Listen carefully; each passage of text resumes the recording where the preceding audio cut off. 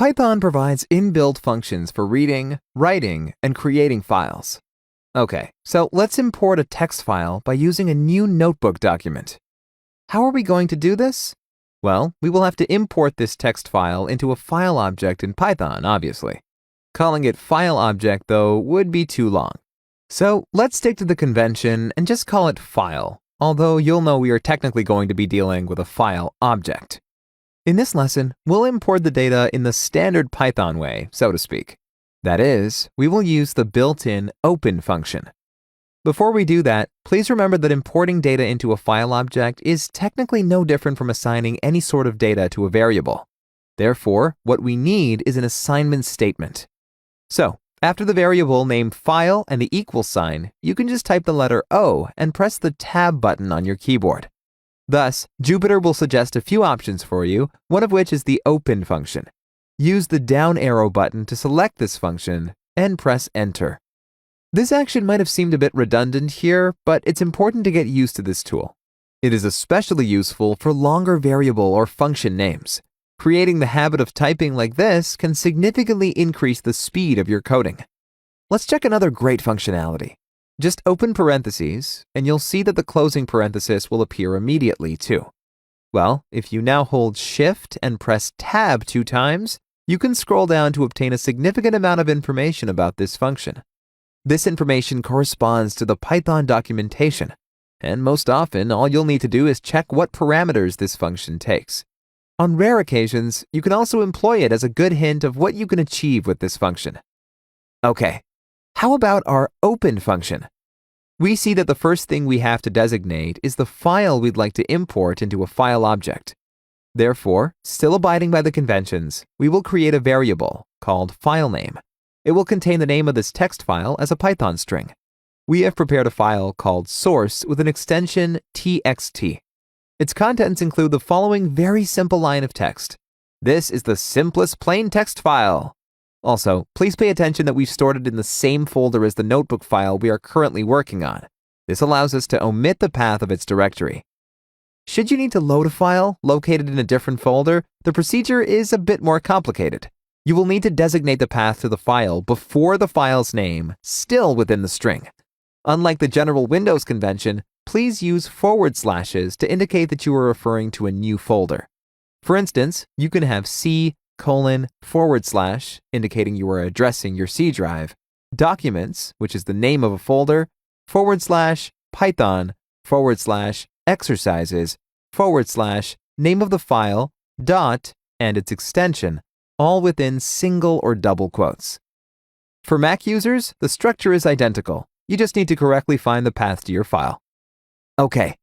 In our case, we have stored the text file of interest in the same folder as our notebook document. Therefore, we can use either method. For simplicity, let's just write the name of the file, which is source, together with its extension, which is txt. We can also display the contents of filename to prove that it's a string, saying source.txt. Before we proceed, let me tell you that it is extremely important to create backups of your files before you import them into Python file objects. It is within the capabilities of Python to alter the content of the text files at times. So be ready to always have a backup or to work extra carefully while executing your code in Python. So, assuming I have the relevant backups at a secure place, let's get back to the open function and type filename within parentheses to indicate the data on which the function open will be applied. Once again, this means that we will open the file we've designated as a string. If we now hold Shift and press Tab 2 times, we will see what else we might need. While filename is important, it is just as important to specify it. The second parameter is the one you really have to remember. We are talking about the mode parameter. It allows you to indicate how you want to open the text file. As you scroll down, you can read the official documentation with quite a few features of this parameter. Here it is. It starts by clarifying that mode actually specifies the mode in which the file is opened. Further down, you have a list with possible arguments that often, but not always, are one-character strings. Each of these possibilities represents a different mode. Going further down, you can see that the default is RT, which stands for read text. In terms of functionality, it is the same as just R, which stands for read. both mean open for reading. Usually, that's the mode we are looking for. So let's open our text file called source for the sake of just reading what's inside. In terms of code, we'll need to add comma, mode, equals, R within single quotes.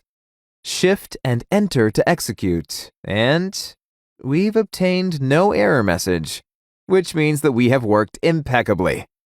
Then let's print the object file to see what we have stored in it. Notice that we haven't obtained a string yet. Instead, we have a type of a wrapper, which is another object type. Anyhow, the latter is something we're not really interested in. Therefore, let's think of what we can do to read the content of our source file. The classical solution here would be applying the read method to our file object. Indeed, after we execute file.read parentheses, we see that the entire source file consists of a single line. This is the simplest plain text file, and that's true.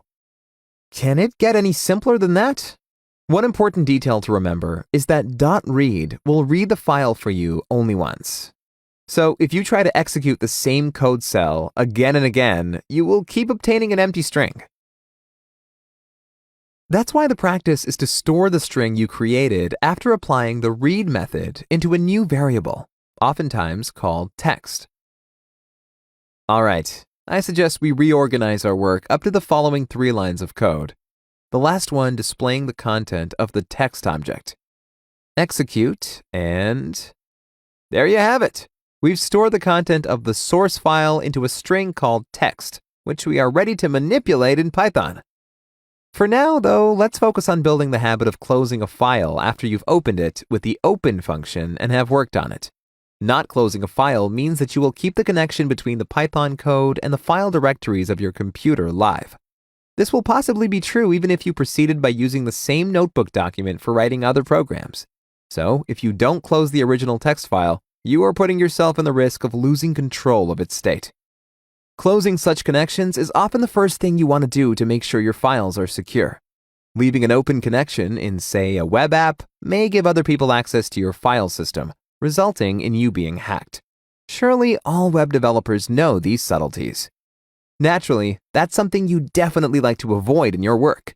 So make sure you always close all connections to your file system that you open. How can we get this done? The Python wrapper object has an attribute called closed. We can use it to check if a session has been closed. So let's do it here too.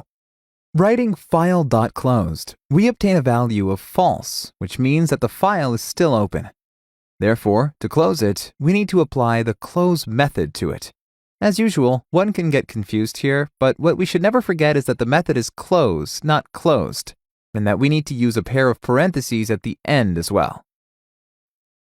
Checking the status of our file once again, we obtain a value of true this time, meaning that our file has been closed successfully. So we cannot overwrite its content or apply any changes to it from that moment on. All right. Nevertheless, you can print the content of the text object to see that the string is still there.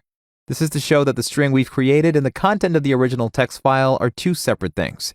To conclude, Python is capable of giving you access to the file's content through the open function. Once a file is open, though, we prefer to actually save its contents into Python variables and then close the session. This will do for now. In the next video, we will present the with statement, which builds on the logic explained in this video. It is also much more used by data analysts today. Thank you for watching.